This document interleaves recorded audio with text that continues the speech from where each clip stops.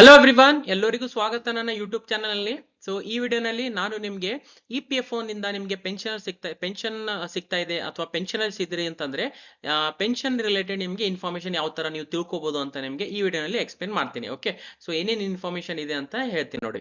So first EPFO pension portal ಅಂತ ನೀವು Google ನಲ್ಲಿ ಟೈಪ್ ಮಾಡಿ ಸರ್ಚ್ ಮಾಡಬಹುದು. ಓಕೆ, ಸೊ ಈ ತರ ನಿಮಗೆ ಒಂದು ವೆಬ್ಸೈಟ್ ಬರುತ್ತೆ ನೋಡಿ, PPO ಎನ್ಕ್ವೈರಿ ಈ ತರ ಒಂದು ವೆಬ್ಸೈಟ್ ಬರುತ್ತೆ. ಸೊ ಇದ್ರ ಮೇಲೆ ನೀವು ಕ್ಲಿಕ್ ಮಾಡಿದ ತಕ್ಷಣ ನಿಮಗೆ ಈ ತರ ಒಂದು ವೆಬ್ಸೈಟ್ ನಲ್ಲಿ ಓಪನ್ ಆಗಿರ್ತಾರ. ಓಕೆ, ಇಲ್ಲಿ ಬಹಳಷ್ಟು ಒಂದು 5 ಇನ್ಫಾರ್ಮೇಶನ್ ಇದೆ. ಸೊ ಇಲ್ಲಿ ನೀವು ನೋಡಬಹುದು, ಇಲ್ಲಿ ನಾನು ತೋರಿಸ್ತಾ ಇದ್ದೀನಿ ನೋಡಿ, ಸ್ವಲ್ಪ ಜೂಮ್ ಮಾಡಿ ತೋರಿಸ್ತೀನಿ. ಈ ತರ Jeevan Pramaan enquiry, know your PPO number, PPO enquiry or payment enquiry, know your pension status, know your pension ಪೇಯಿ ಬ್ಯಾಂಕ್ ಅಂತ. Okay, so one by one ಇವು 5 ಯಾವ ತರ ನೀವು ಇನ್ಫಾರ್ಮೇಶನ್ ತಿಳ್ಕೊಬಹುದು ಅಂತ ನಿಮಗೆ ಎಕ್ಸ್ಪ್ಲೇನ್ ಮಾಡ್ತೀನಿ. Okay, first one Jeevan Pramaan enquiry ಅಂತ. ಓಕೆ, ಸೊ ಇದು ಜೀವನ್ ಪ್ರಮಾಣ ಎನ್ಕ್ವೈರಿ ಯಾವ ತರ ನೀವು ಎನ್ಕ್ವೈರಿ ಮಾಡಬಹುದು ಅಂತ ನಾನು ಕ್ಲಿಕ್ ಮಾಡ್ತೀನಿ. ಕ್ಲಿಕ್ ಮಾಡಿದ ತಕ್ಷಣ ಈ ತರ ಒಂದು ಬರುತ್ತೆ, ಜೀವನ್ ಪ್ರಮಾಣ್ ID ಅಂತ. ಈಗ Jeevan Pramaan ID as per DLC ಅಂತಂದ್ರೆ ಡಿಜಿಟಲ್ ಲೈಫ್ ಸರ್ಟಿಫಿಕೇಟ್. ನಾನು ಆಲ್ರೆಡಿ ಲಾಸ್ಟ್ ವಿಡಿಯೋನಲ್ಲಿ ಎಕ್ಸ್ಪ್ಲೇನ್ ಮಾಡಿದ್ದೆ.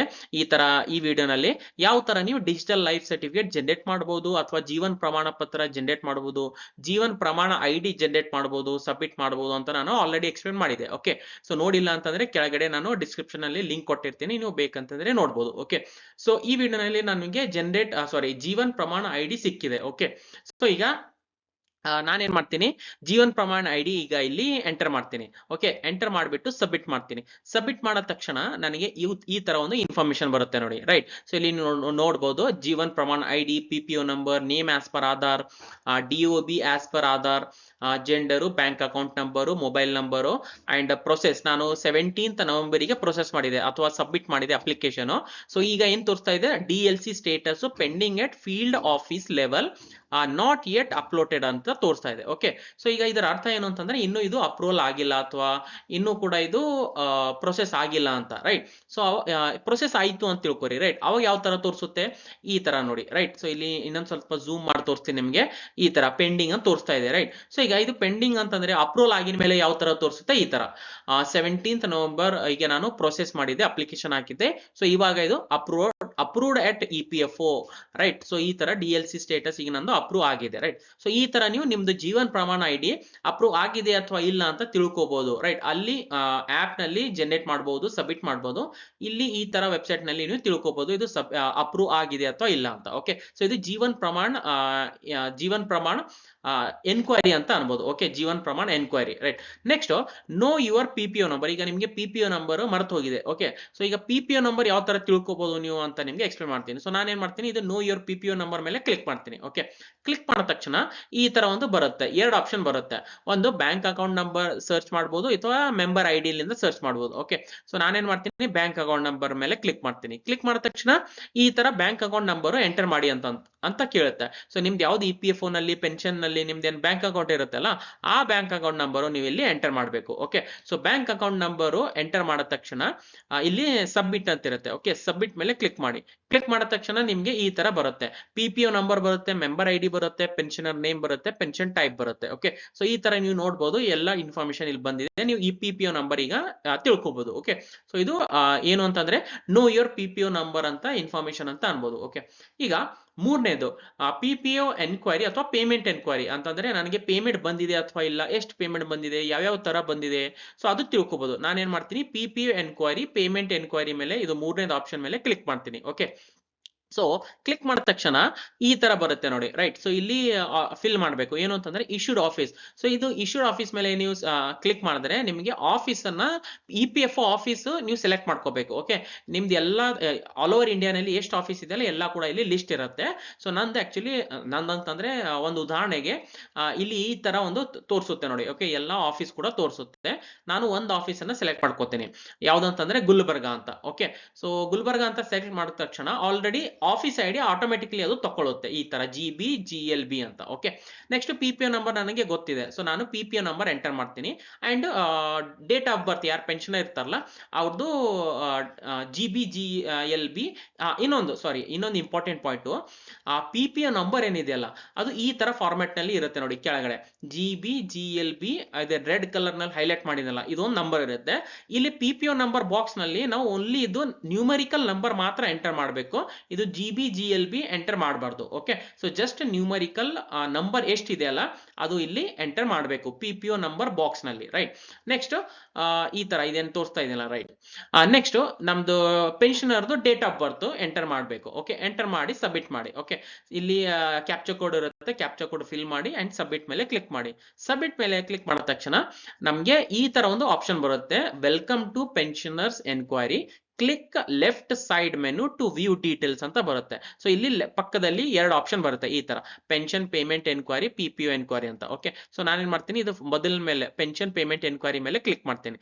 ಕ್ಲಿಕ್ ಮಾಡಿದ ತಕ್ಷಣ ನನಗೆ ಈ ತರ ಒಂದು ಟೇಬಲ್ ಬರುತ್ತೆ. ರೈಟ್, ಸೊ ಈ ತರ ನೀವು ನೋಡಬಹುದು ಯಾವ್ದು ವರ್ಷ ನಡೀತಾ ಇದೆ, ಇದು 2024. ರೈಟ್, ಮಂತ್ ಕೂಡ ತೋರಿಸುತ್ತೆ ಇಲ್ಲಿ ಎಷ್ಟು ಮಂತ್ಸ್ ಬರ್ತಾ ಇದೆ ಅಂತ. PPO ನಂಬರ್ ಕೂಡ ಇರುತ್ತೆ ಅಂಡ್ ಪೆನ್ಷನರ್ ನೇಮ್ ಇರುತ್ತೆ. ಅಕೌಂಟ್ ನಂಬರ್ ನಲ್ಲಿ ಕೂಡ ಯಾವ್ದು ಅಕೌಂಟ್ ನಂಬರ್ ಇದೆ ಅದು ಕೂಡ ಬರುತ್ತೆ.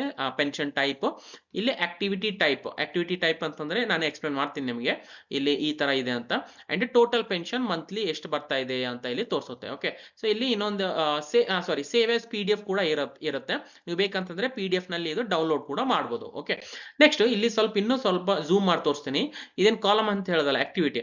ಸೊ ಇಲ್ಲಿ MON ಇದರ ಅರ್ಥ ಏನು ಅಂತಂದ್ರೆ ಮಂತ್ಲಿ ನನಗೆ ಪೆನ್ಷನ್ ಸಿಗ್ತಾ ಇದೆ. ರೈಟ್, ಸೊ ಇದು MON ಅರ್ಥ ನನಗೆ ಮಂತ್ಲಿ ಎಷ್ಟು ಪೆನ್ಷನ್ ಬರ್ತಾ ಇದೆ, MON ಮಂತ್ಲಿ ಅಂತ ಅನ್ಬೋದು ಶಾರ್ಟ್ ಫಾರ್ಮ್ ನಲ್ಲಿ. ಓಕೆ, ನೆಕ್ಸ್ಟ್ ಇಲ್ಲಿ ಎಷ್ಟಿದೆ monthly pension, 3148. Okay, 3148 rupees. Next ಇಲ್ಲಿ ULC ಅಂತಿದೆ ನೋಡಿ. ULC ಅರ್ಥ ಏನು ಇರಬಹುದು ಇದು ಅಂತ ನಿಮ್ಗೆ ಎಕ್ಸ್ಪ್ಲೇನ್ ಮಾಡ್ತೀನಿ. ಸೊ ಡಿಜಿಟಲ್ ಲೈಫ್ ಸರ್ಟಿಫಿಕೇಟ್ ನೀವು ಸಬ್ಮಿಟ್ ಮಾಡಿಲ್ಲ ಅಂತ ಅನ್ಕೊಂಬರಿ. ಓಕೆ, ಸೊ ಅವಾಗ ಏನಾಗುತ್ತೆ, ಅಥವಾ ಬ್ಯಾಂಕ್ ಅಕೌಂಟ್ ನಲ್ಲಿ ನಿಮ್ದು ಏನೋ ಒಂದು ಪ್ರಾಬ್ಲಮ್ ಆಗಿದೆ ಅಥವಾ ಏನೋ ಒಂದು ಎರರ್ ಬಂದಿದೆ, ಅದು ನಿಮ್ದು ಅಮೌಂಟ್ ರಿಸೀವ್ ಆಗ್ತಾ ಇಲ್ಲ, ಆ ತರ ಏನಾದ್ರು ಪ್ರಾಬ್ಲಮ್ ಇರಬಹುದು. ರೈಟ್, ಸೊ ಅವಾಗ ಏನಾಗುತ್ತೆ, ನಿಮ್ದೇನು ಮಂತ್ಲಿ ಪೆನ್ಷನ್ ಇರುತ್ತಲ್ಲ ಅದು ಬರಂಗಿಲ್ಲ. ರೈಟ್, ಅದು ಹೋಲ್ಡ್ ಆಗಿರುತ್ತೆ. ರೈಟ್, ಸೊ ಅದು ಅನ್ಕ್ಲೇಮ್ಡ್ ಅಂತ ಅನ್ಬೋದು. ಸೊ ULC ಅಂತಂದ್ರೆ ಅನ್ಕ್ಲೇಮ್ಡ್ ಅಮೌಂಟ್ ಅಂತ ಅನ್ಬೋದು. ಓಕೆ, ಸೊ ಇದು ಏನ್ ಮಂತ್ಲಿ ಪೆನ್ಷನ್ ಇದೆಯಲ್ಲ ಇದು ನಿಮ್ಗೆ ಹೋಲ್ಡ್ ಆಗಿರುತ್ತೆ, ನಿಮಗೆ ಸಿಗಂಗಿಲ್ಲ. ರೈಟ್, ಸೊ ಎಷ್ಟು ಮಂತ್ಸ್ ನಿಮ್ದು ಪೆನ್ಷನ್ ಇದೆಯಲ್ಲ ಅವು ಎಲ್ಲ ಕೂಡ ಸೇರಿಸ್ಬಿಟ್ಟು ಆಡ್ ಮಾಡ್ಬಿಟ್ಟು ಎಟ್ ಎ ಟೈಮ್ ಒಂದೇ ಪೆಟ್ಟಿಗೆ ಇದು ಅಮೌಂಟ್ ಅನ್ನ ಕ್ರಿಯೇಟ್ ಮಾಡ್ತಾರೆ. ರೈಟ್, ಸೊ ಈ ತರ ಅಂತ ಅನ್ಬೋದು. ಇದೊಂದು ಉದಾಹರಣೆ ಅಂತ ಅನ್ಬೋದು. MON ಅಂತಂದ್ರೆ ಮಂತ್ಲಿ, ULC ಅಂತಂದ್ರೆ ಯಾವ್ದು ಅನ್ಕ್ಲೇಮ್ಡ್ ಇರುತ್ತೆ, ಯಾವ್ದೋ ಒಂದು ಕಾರಣದಿಂದ ಅದು ಹೋಲ್ಡ್ ಇರುತ್ತಲ್ಲ ಅದು ಎಲ್ಲ ಸೇರಿಸ್ಬಿಟ್ಟು ಒಂದೇ ಪೆಟ್ಟಿಗೆ ಅದು ಆಡ್ ಮಾಡ್ತಾರೆ. ಓಕೆ, ಸೊ ಇದು ಮೂರನೇ ಆಪ್ಷನ್ ಅಂತ ಅಂದೆ. Right, next no your pension status. ಈಗ ಪೆನ್ಷನ್ ಸ್ಟೇಟಸ್ ನೀವು ತಿಳ್ಕೊಬಹುದು. ಇದ್ರ ಮೇಲೆ ಕ್ಲಿಕ್ ಮಾಡ್ತೀನಿ. ಕ್ಲಿಕ್ ಮಾಡಿದ ತಕ್ಷಣ ಇಲ್ಲಿ ಈ ತರ ಒಂದು ಪೆನ್ಷನ್ ಸ್ಟೇಟಸ್ ತಿಳ್ಕೊಬಹುದು ಒಂದು ಆಪ್ಷನ್ ಬರುತ್ತೆ. ಅಗೇನ್ ಇಲ್ಲಿ ಆಫೀಸ್ ಅನ್ನ ಸೆಲೆಕ್ಟ್ ಮಾಡ್ಕೋಬೇಕು.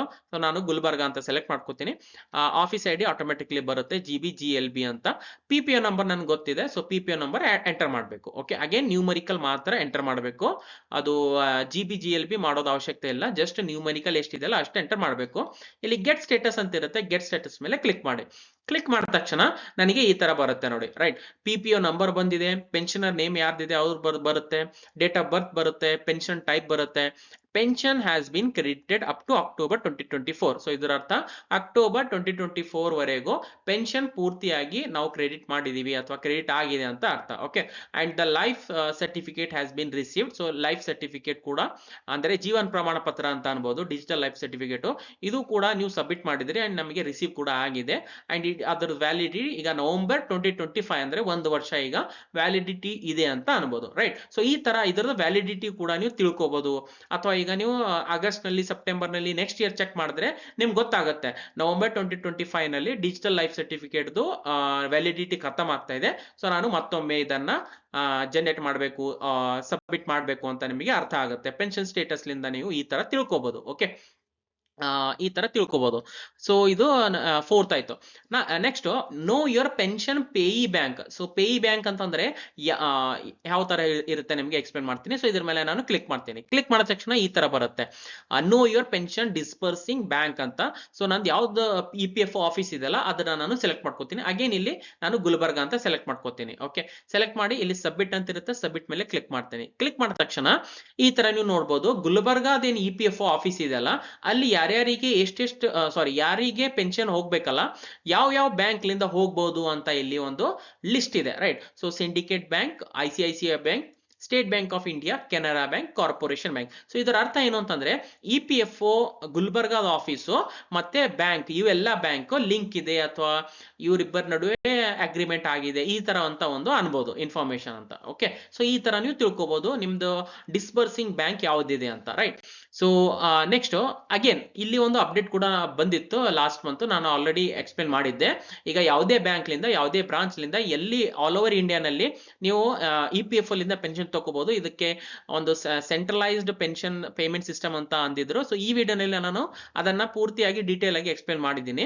ಸೊ ಇದ್ರ ವಿಡಿಯೋ ಕೂಡ ನಾನು ಕೆಳಗಡೆ ಡಿಸ್ಕ್ರಿಪ್ಷನ್ ಅಲ್ಲಿ ಕೊಟ್ಟಿರ್ತೀನಿ, ನೀವು ಬೇಕಂತಂದ್ರೆ ಚೆಕ್ಔಟ್ ಮಾಡ್ಬೋದು. ಓಕೆ, ಸೊ ಐ ಹೋಪ್ ನಿಮ್ಗೆ ಅರ್ಥ ಆಗಿದೆ ಅಂತ ಅನ್ಕೋತೀನಿ. ಇನ್ನೊಂದು ಇನ್ಫಾರ್ಮೇಶನ್, ನನ್ನ ಚಾನೆಲ್ ಮೇಲೆ ಇಲ್ಲಿ ಪ್ಲೇ ಲಿಸ್ಟ್ ಅಂತ ಇರುತ್ತೆ, ರೈಟ್. ಸೊ ಇಲ್ಲಿ ಈ ತರ ಪ್ಲೇ ಲಿಸ್ಟ್ ನಲ್ಲಿ ಒಂದು EPFO ಅಂತ ಒಂದು ಪ್ಲೇ ಲಿಸ್ಟ್ ಮಾಡಿದ್ದೀನಿ. ಓಕೆ, ಸೊ ಇದರಲ್ಲಿ ಬಹಳಷ್ಟು ವಿಡಿಯೋಸ್ ನಾನು ಶೇರ್ ಮಾಡಿದ್ದೀನಿ. ಇದು ವಿಡಿಯೋ ಕೂಡ ಇಲ್ಲೇ ನಾನು ಅಟ್ಯಾಚ್ ಮಾಡ್ತೀನಿ. ಓಕೆ, ಸೊ ಇದು EPFO ನಲ್ಲಿ ಈ ತರ ನಾಮಿನಿ ಆಡ್ ಮಾಡೋದು ಅಥವಾ ಎಕ್ಸಿಟ್ ಅನ್ನ ಮಾರ್ಕ್ ಮಾಡೋದು, ಜಾಯಿಂಟ್ ಡಿಕ್ಲರೇಷನ್ ಏನಾದ್ರು ನೇಮ್ ಕರೆಕ್ಷನ್ ಏನಾದ್ರು ತಿದ್ದುಪಡಿ ಇದ್ರೆ ನೀವು ಯಾವ ತರ ಮಾಡ್ಬೋದು, EPFO ಪಾಸ್ಬುಕ್ ಯಾವ ತರ ಇರುತ್ತೆ, ಅಂಡ್ EPFO ನಲ್ಲಿ ಏನಾದ್ರು ಕಂಪ್ಲೇಂಟ್ ಇದ್ರೆ ಅದು ಆನ್ಲೈನ್ ಮುಖಾಂತರ ನೀವು ಕಂಪ್ಲೇಂಟ್ ರೇಸ್ ಯಾವ ತರ ಸಬ್ಮಿಟ್ ಮಾಡಬೇಕು.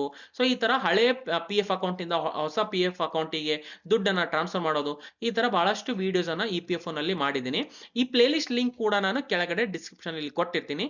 ಆ ಲಿಂಕ್ ಮೇಲೆ ಕ್ಲಿಕ್ ಮಾಡಿದ್ರೆ ನೀವು ಡೈರೆಕ್ಟ್ಲಿ ಈ EPFO ಏನ್ ಪ್ಲೇ ಲಿಸ್ಟ್ ಮಾಡಿದ್ದೀನಲ್ಲ ನನ್ನ ಚಾನೆಲ್ ಮೇಲೆ, ಆ ಪ್ಲೇ ಲಿಸ್ಟ್ ಗೆ ನೀವು ರೀಡೈರೆಕ್ಟ್ ಆಗ್ತೀರಾ. ಓಕೆ, ನಿಮ್ಗೆ ಯಾವ್ದು ಬೇಕು ವಿಡಿಯೋ ಅದನ್ನ ನೀವು ನೋಡ್ಕೋಬಹುದು. ಓಕೆ, ಸೊ ಐ ಹೋಪ್ ನಿಮ್ಗೆ ವಿಡಿಯೋ ಅರ್ಥ ಆಗಿದೆ ಅಂತ ಅನ್ಕೋತೀನಿ. ಕಾಮೆಂಟ್ ಮುಖಾಂತರ ನನಗೆ ತಿಳಿಸಿ. ಅಂಡ್ ವಿಡಿಯೋ ಯೂಸ್ಫುಲ್ ಅನ್ಸಿದ್ರೆ ವಿಡಿಯೋನ ಲೈಕ್ ಮಾಡಿ, ಶೇರ್ ಮಾಡಿ ನಿಮ್ದು ಫ್ರೆಂಡ್ಸ್ ಜೊತೆ, ಮತ್ತು ಚಾನೆಲ್ಗೆ ಸಬ್ಸ್ಕ್ರೈಬ್ ಮಾಡಿ ಅಂಡ್ ಬೆಲ್ ಐಕನ್ ಪ್ರೆಸ್ ಮಾಡಿ. ವಿಡಿಯೋ ಇಲ್ಲಿವರೆಗೂ ನೋಡಿದಕ್ಕೆ thank you so much. Next ವಿಡಿಯೋನಲ್ಲಿ ಮೀಟ್ ಆಗೋಣ. ಅಲ್ಲಿವರೆಗೂ ಟೇಕ್ ಕೇರ್, ಬಾಯ್.